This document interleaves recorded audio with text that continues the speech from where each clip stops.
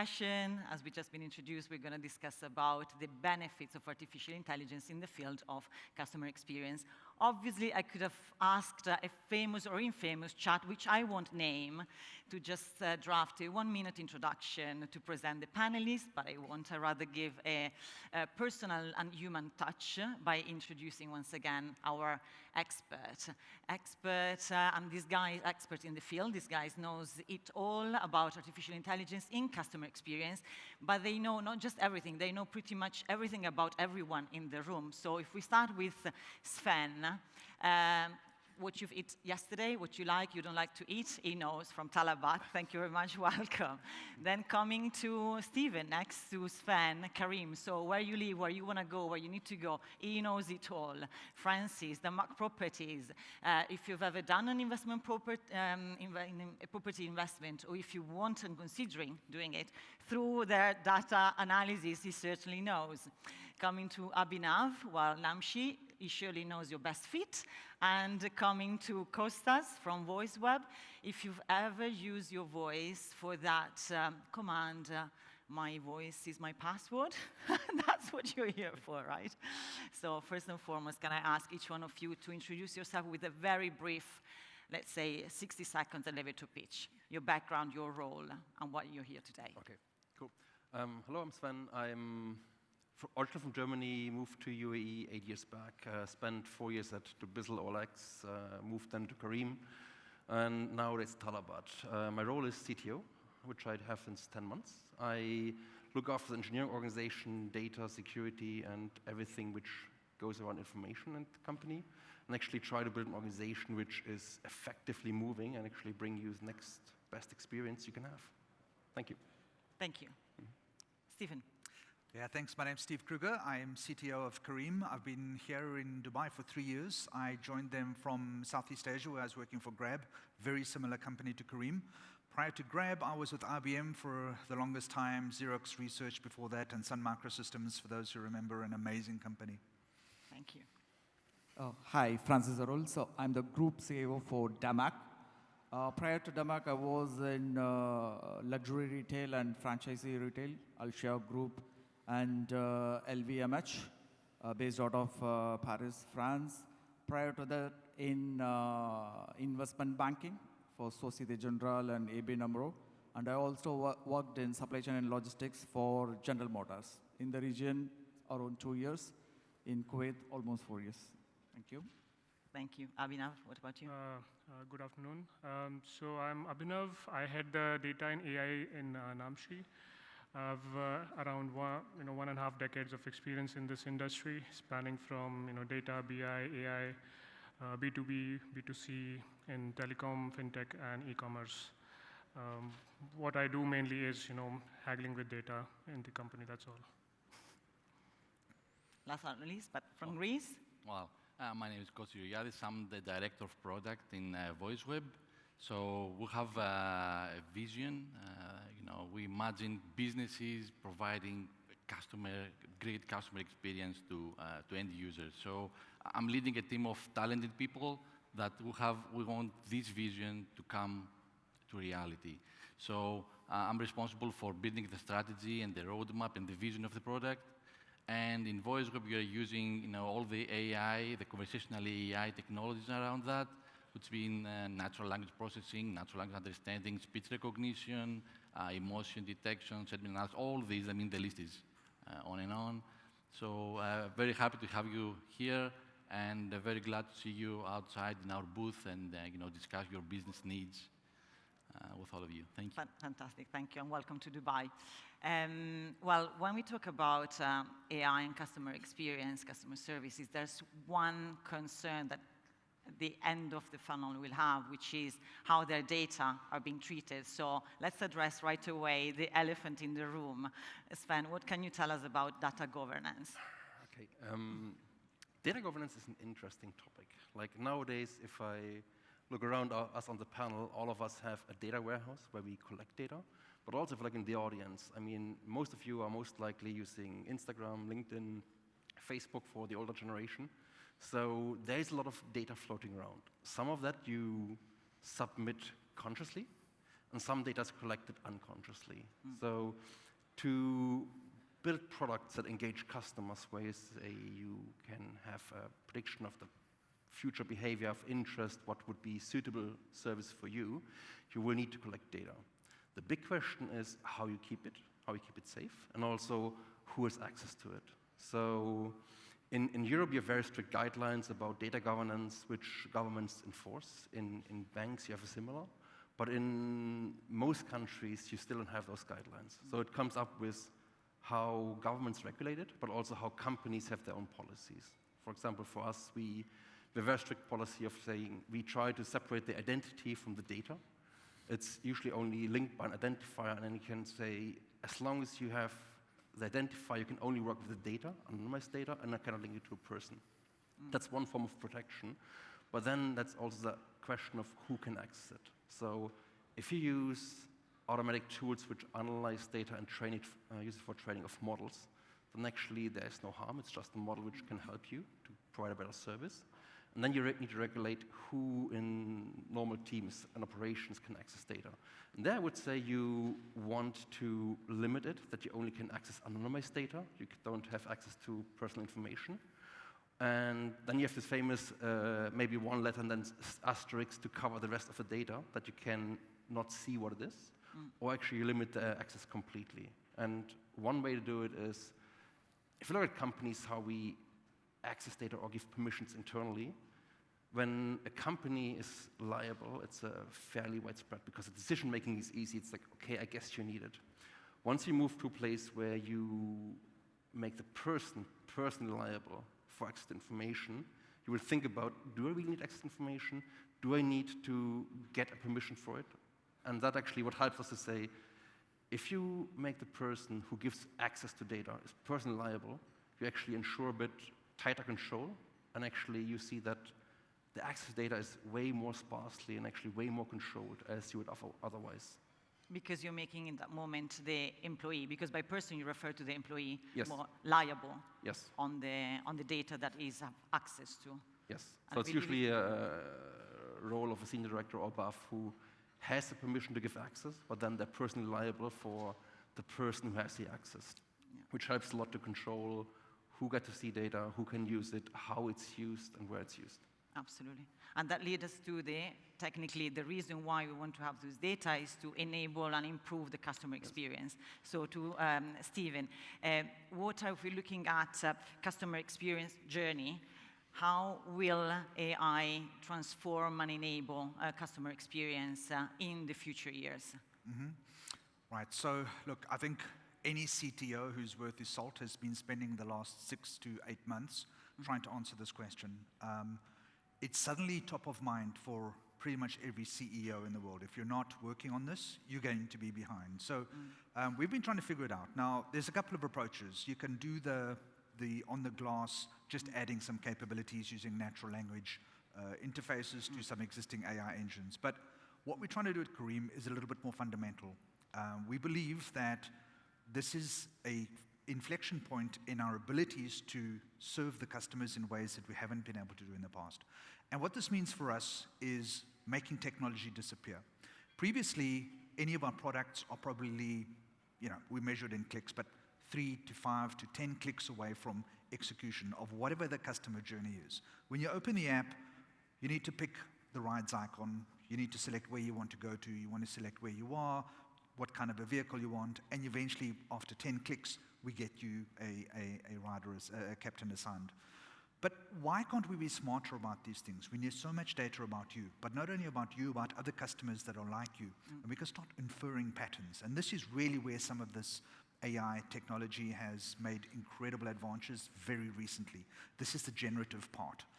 And what we can start doing now is inferring very accurately based on a small set of data points about where you are, what time of the day it is, what your customer segment is.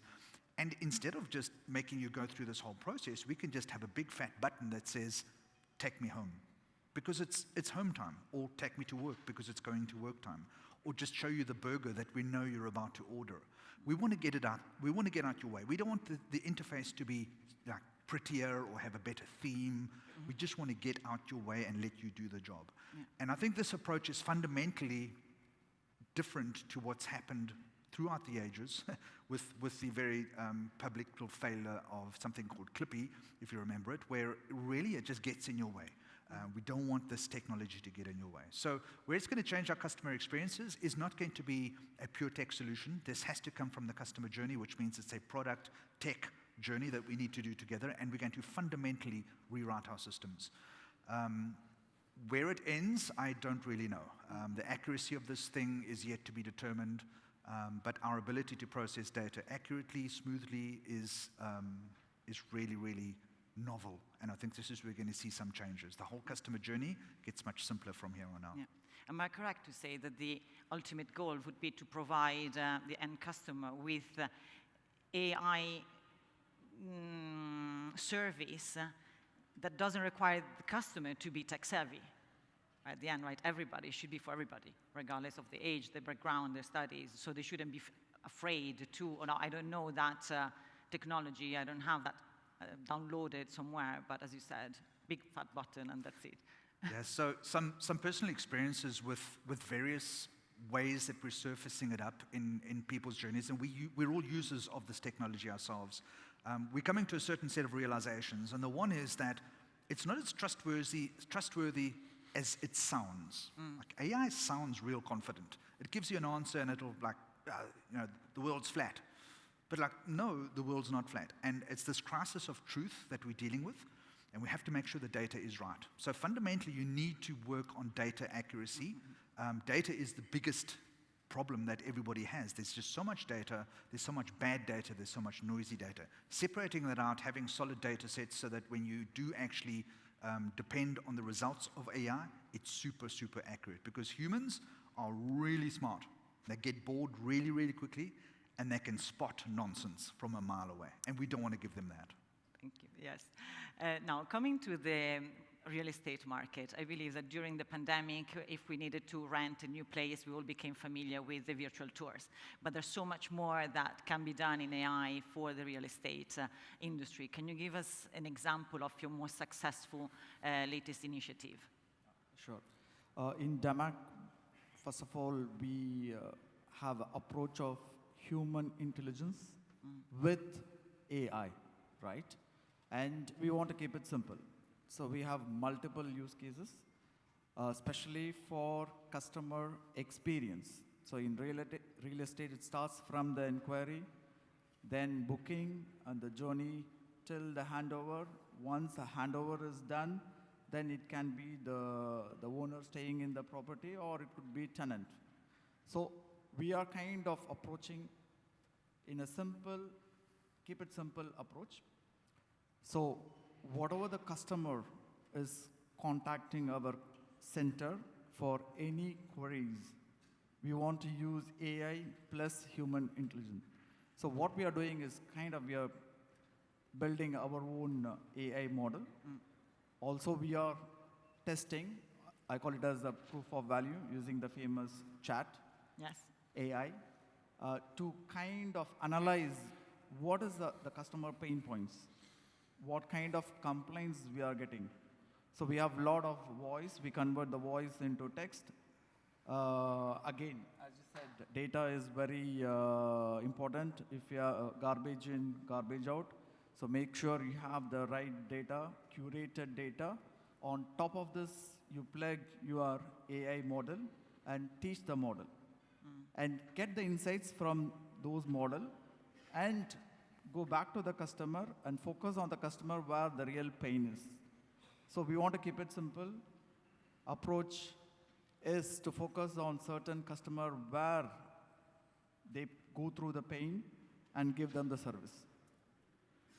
So they don't have to worry about all the bureaucracy because it's come through an app and is simplified for them. When we speak about customer experience, one of the biggest KPI is personification and it's customization and satisfaction. So big points for sure at Namshi. Can you tell us how you're reaching and exceeding the expectation through AI? Well, that's a very broad question. So I would split this into, what customer experience is and then what AI, does for it. So for example, Namshi as, let's say, an app, okay? The experience is not just of the app, it's also about the, fulfillment, unpacking, and, the return process, So the experience starts right from the notification which you get in your inbox saying that, hey, so much % off or whatever, new collection has come in. And then it starts from there and goes all the way to online and then offline and then online, So it's like a full journey which goes through multiple hops, multiple people, multiple departments. And this is where, it gets a little bit messy. So when my colleagues say data is important, I feel, I'm in the right job role. But that at the same time, it brings a lot of responsibility also because, as Stephen said, accuracy is very important, right? So without, the nuts and bolts in place from all these different touch points, getting all of that together, making sure it's accurate, making sure the quality is right, then the AI journey starts from there. And how does AI helps? Let's say we have, in AI also we have two, let's say, different verticals. Okay, so one is internal AI, which is used for the users within the organizations.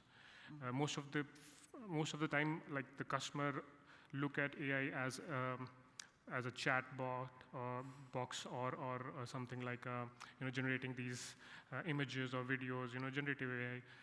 That is also AI, but then there is a whole lot of use cases which are business centric. For example, if I'm giving you a report, or if I'm giving a chat bot where you say, hey, tell me what is the revenue today, or why my revenue has dropped, or if it is dropped, tell me the 5 top reasons.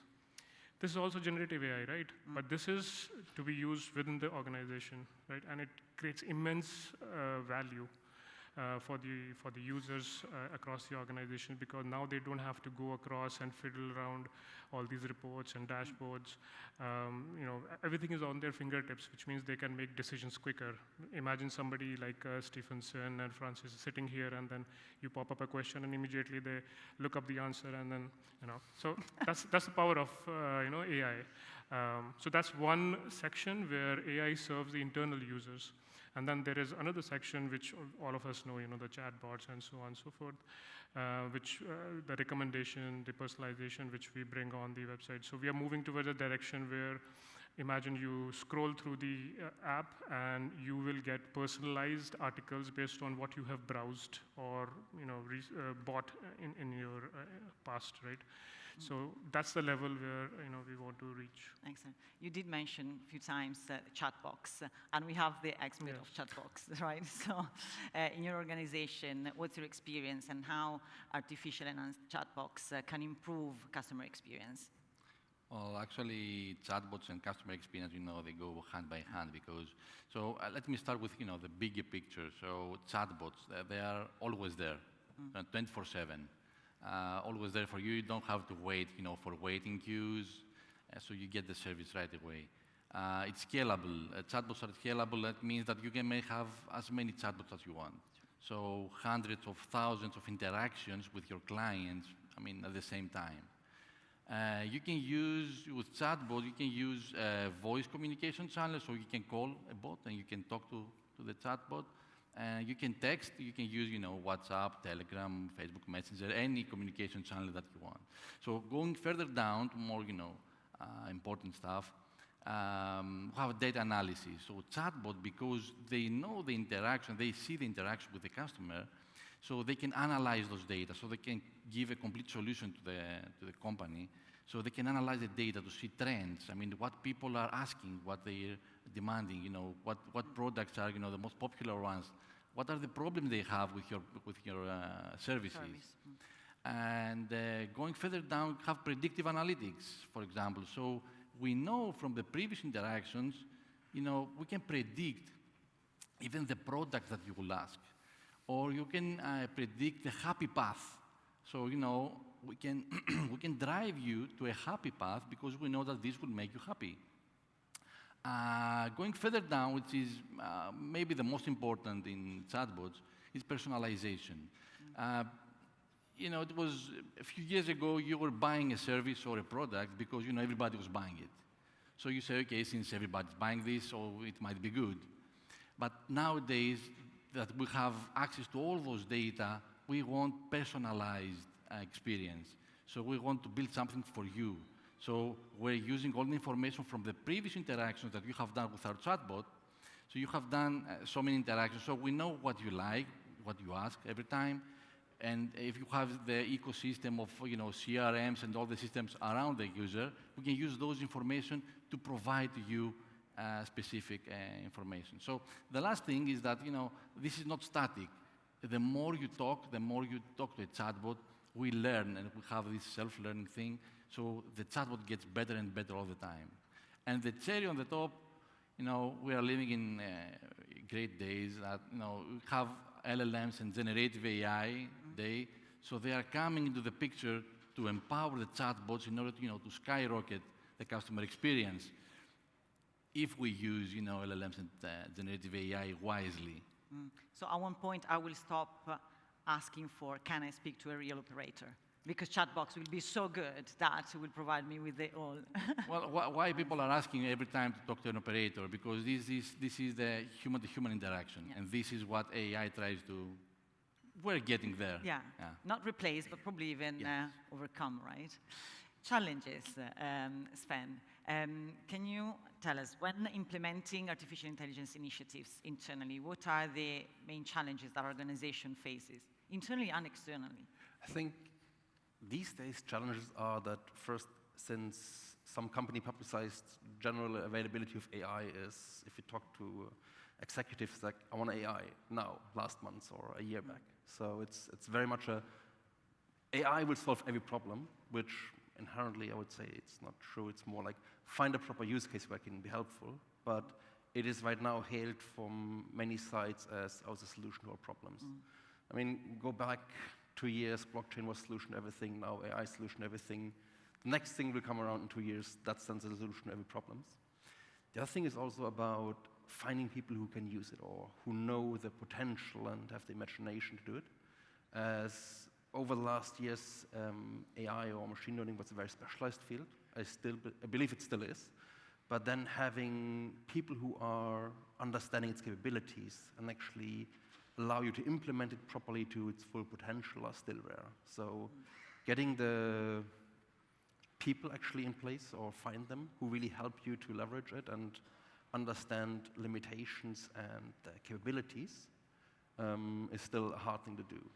And then lastly is find the right problems. So I think many people think about where you have the ability to use it and where it would make sense.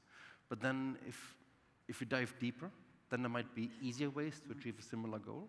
Or you will also see in many of us, we have a consumer-facing space. So companies like Netflix and Spotify made it easy to have a personalized content, but their content is free, you pay a subscription. For most of our service, you pay for the individual service. And then actually, as Steven said, data accuracy is a problem where we have data which is accurate enough to give you what you most likely want and was alongside your tastes. Otherwise, you would buy something which is a bit off. So actually getting, in the real world where you pay for a service or a good, you need to be precise enough that actually we serve or cater your needs. To prevent returns, right, to Namshi point, which would be a burden on the organization. So it's true. The more you can predict what the customer wants, the best service you can provide not only to the customer but also to the organization.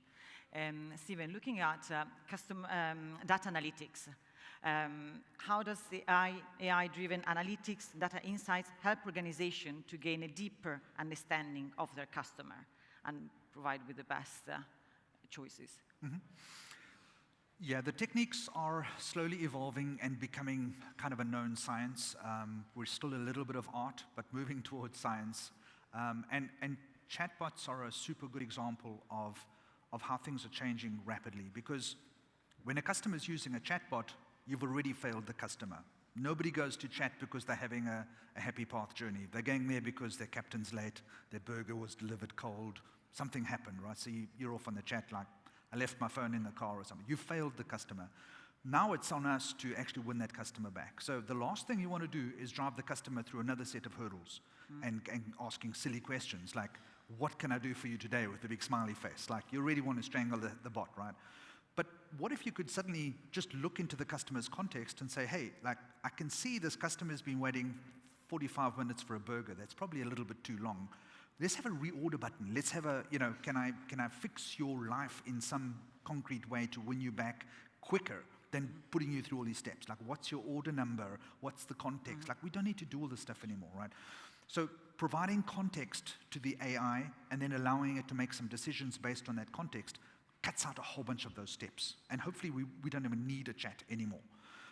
But there's probably some refinement that needs to be had. So to get to that point, as I said, you start off with data, lots and lots and lots of data. You then need to start segmenting that data. You need to start chopping it up into concrete sort of paths and tree structures that you can start navigating and saying, this is where I want to go, this is bad data, this is noise. You then take that data, you start generating segments. You start generating segments of customers that have a particular profile, a particular need, a particular way of working within your company's products. And you put all that together in some sort of a generative fashion, apply a lot of technology to make sure that that generation doesn't go off the rails, because these chatbots have a tendency to, I guess, give responses that can be racist and sexist and misogynistic and all these. I mean, it's incredible how quickly they go off the rails. So you need to add some filters on top of that. And then hopefully it's something that actually gives your customer joy and improves your customer journeys. But it shouldn't be just technology for technology's sake. You really should be trying to solve a customer problem. And this is the big challenge that we have, is that right now, we're so ingrained in a current way of working where a lot of us ship our organizations. Like, if you look at the Careem app, and I hate saying this because it's I'm somewhat responsible for it, but you can actually figure out our organizational structure by looking at the app. You can see that we have a ride organization. You can see I have a food organization, and I have a grocery, and I have payments. And I have teams that report directly to me for each of those boxes. But that's not how customers should be absorbing our services, right? When we really are intelligent, when you open up the app, I somehow figure out that you're about to do a payment because you're at the water polo practice and your daughter needs to pay the coach, right? I should be just anticipating this stuff. As I said in the first session, I want the technology to get out of your way. I don't want to be a ride-hailing company. I don't want to be a food company. I want to be an everything company. And this is what Careem's trying to do with AI. So to the point that if we booked a flight to go on holiday, I mean soon, the app should pop us, did you book your ride to go to the airport? Absolutely. Right? Yeah. Instead of waiting for us, gosh, I forgot to book the ride. Exactly right. Love it. Absolutely love it. Francis, so with DAMAC, as you said, is not only real estate, but it's also hospitality. So can you give us some more examples of AI initiative that you've taken within the hospitality sector? Okay. Before going there, I just want to touch upon the challenges we face today in AI. Few points from my side. One, definitely the people. Talents. And second, the quality of the data. It's very important to have a curated data. Third is also the data governance.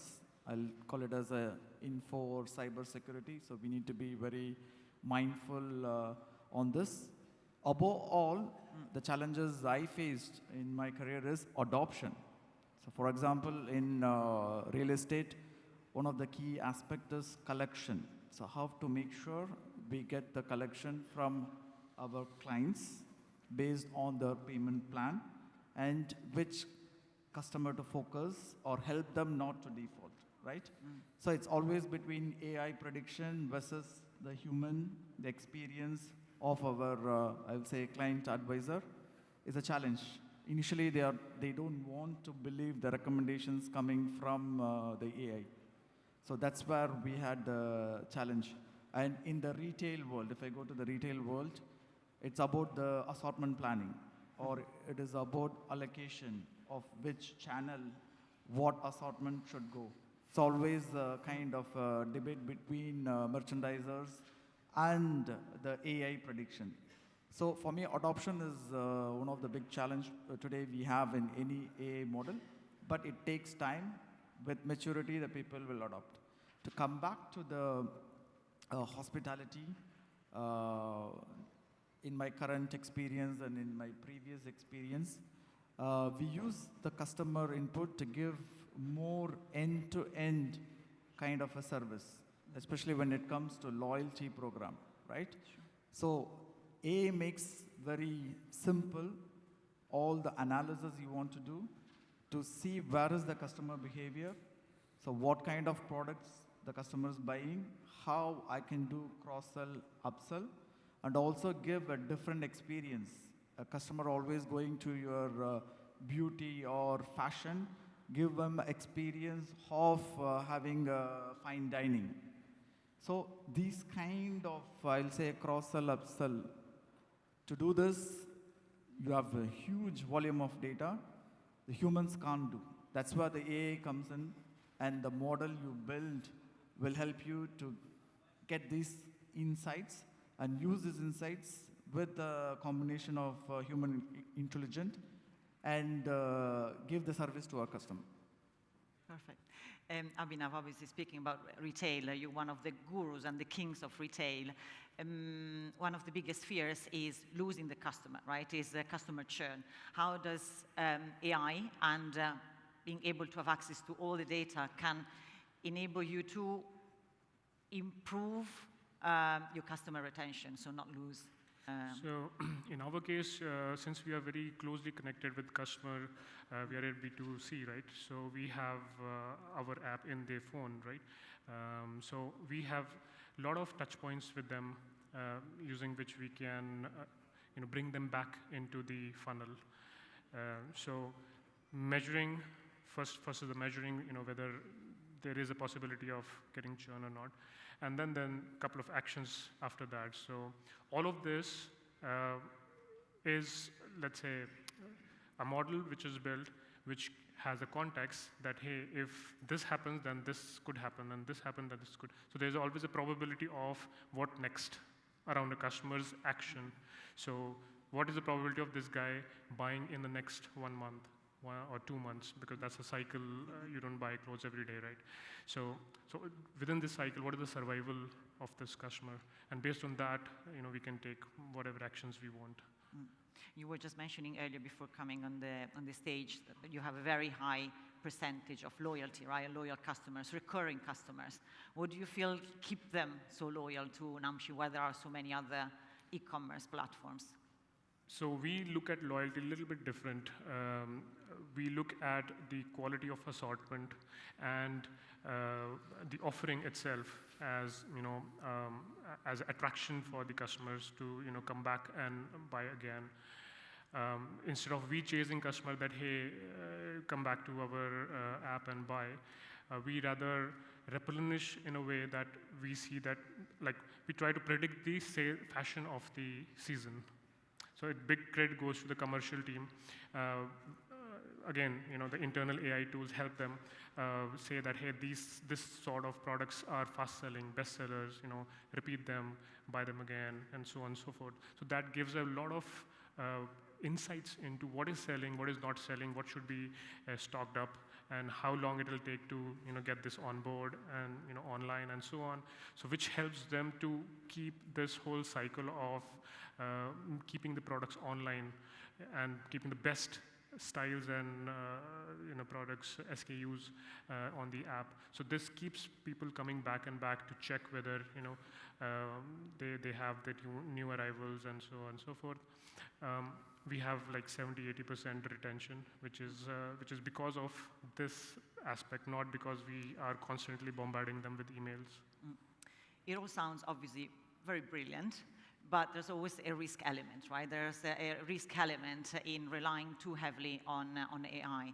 What is the right balance in between artificial intelligence and the human touch? Well, actually, yes, there are many risks. I mean, I can think of one, and even Steven started to talk about that. If we rely heavily on AI, we need to understand why we're doing that. If we're doing that for the sake of technology, in order to be at the cutting edge of technology, I mean, have generative AI, LLMs, and ChatGPT, everything, What we see that is happening is that most of the companies, they lose focus on the customer need. So, there is specific focus. We are building, we tend to forget why we're building this solution. So don't get me wrong, I'm not saying don't use the AI technology, but the thing is that the destination, the thing that we are trying to reach is the customer need. You need your customers to be happy. So you focus on this, and along the way, you can use tons of AI technology you want. Use them, but use them wisely in order to reach this target. So that's the first thing that I think is the risk. The second one has to do with the customer experience itself, and there is a specific ingredient in customer experience. We can talk about what builds a customer experience. It's empathy, trust, loyalty, and there are many things. If we focus on trust, how humans are building trust together. So you have human-to-human interactions. So if we as humans, we're using natural language, communicate, we're using emotions, feelings, even chemistry, eye contact, body language, all these. If you go to AI to human, you don't have this. You don't have the feelings, at least yet. I don't know what will happen in the future. So you don't have these. So you have some specific parts that you are missing in order to build the trust with a human. So you need to be very careful, because if in this communication, AI to human communication, you add, for example, and we had an example before, you add ChatGPT and you add, hallucinations.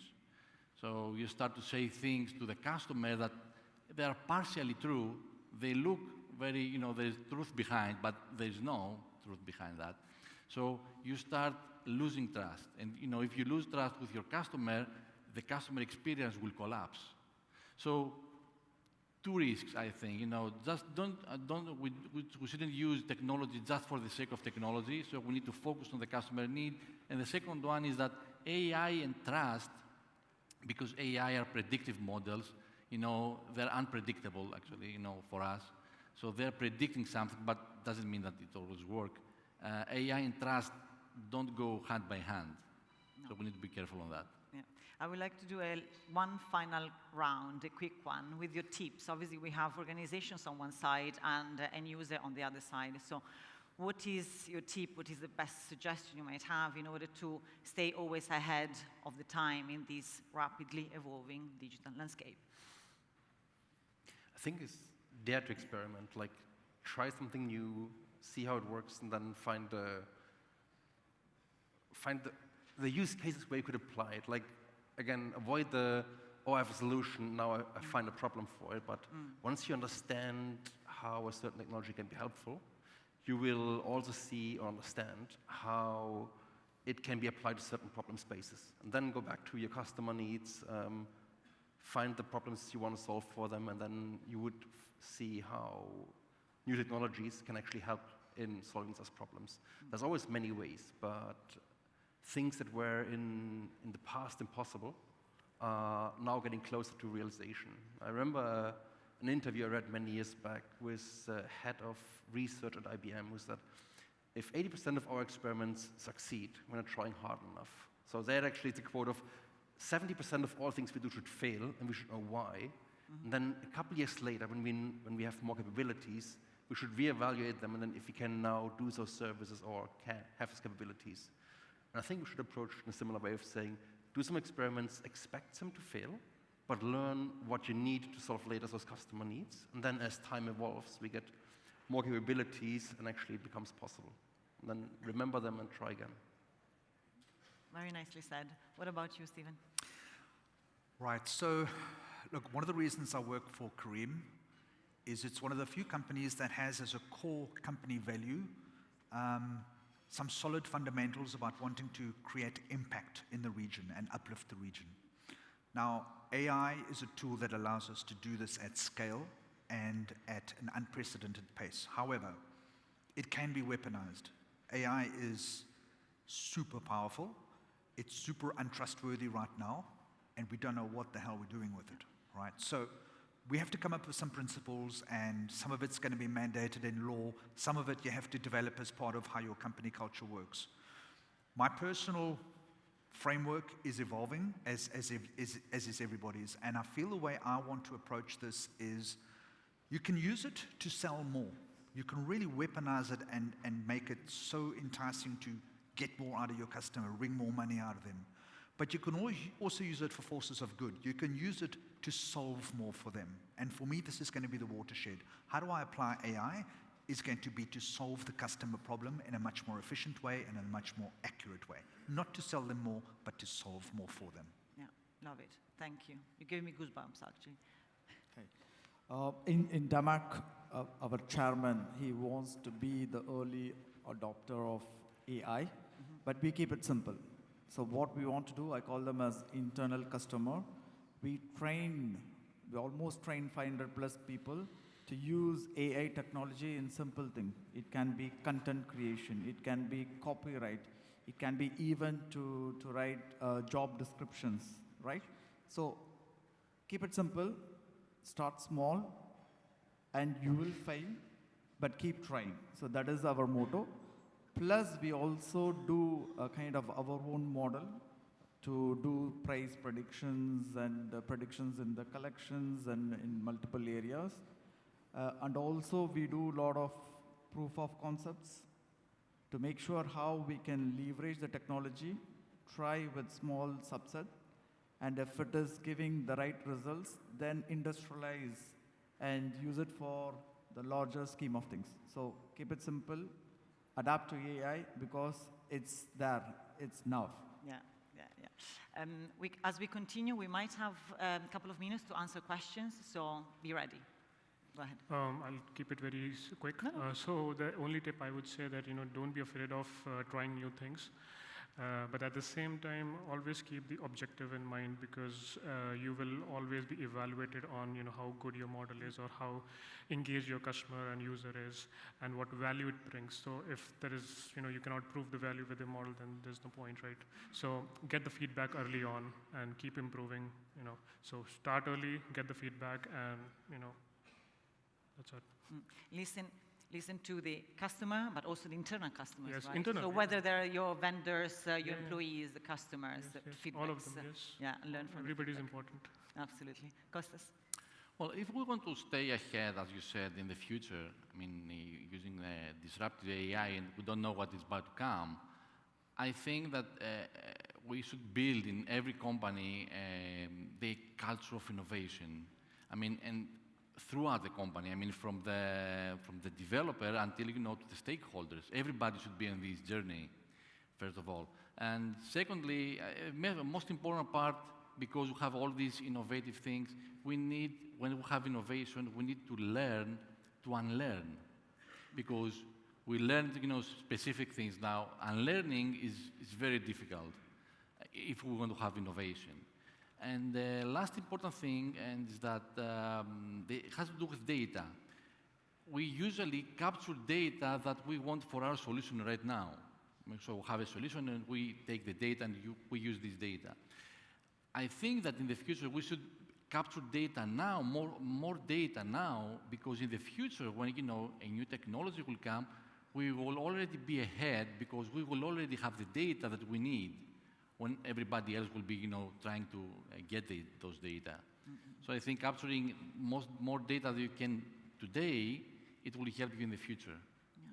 And listening to what you're saying, I would add that these kind of conversations are not strictly for the AI departments only, right? But we need to involve all the departments within every company. So from HR to legal to accounting to operation, logistics, there's no department, there's no person within the organization that is not affected or that could not contribute enough to the topic. Literally 1 minute to answer question, please.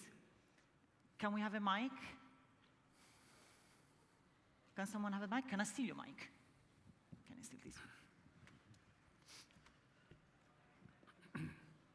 Running against time? That's so kind of you. Please go ahead. This morning I was actually talking to Kostas and the relevance of voice and how important it is for artificial intelligence. Some time ago, my little kids actually introduced me to a wonderful lady, and what's the name? It's something like what we have, Siri kind of name, you know, what's the name? The one which, Alexa.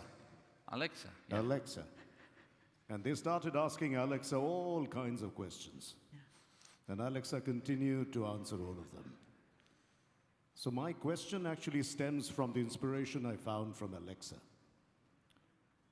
When my pizza comes in to my house, and the pizza is delivered by an interesting organization, and the pizza is not exactly the size I ordered, I like to find an Alexa on the other side to who I talk to.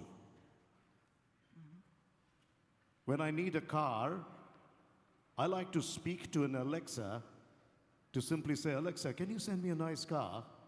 Should be a 7-seater.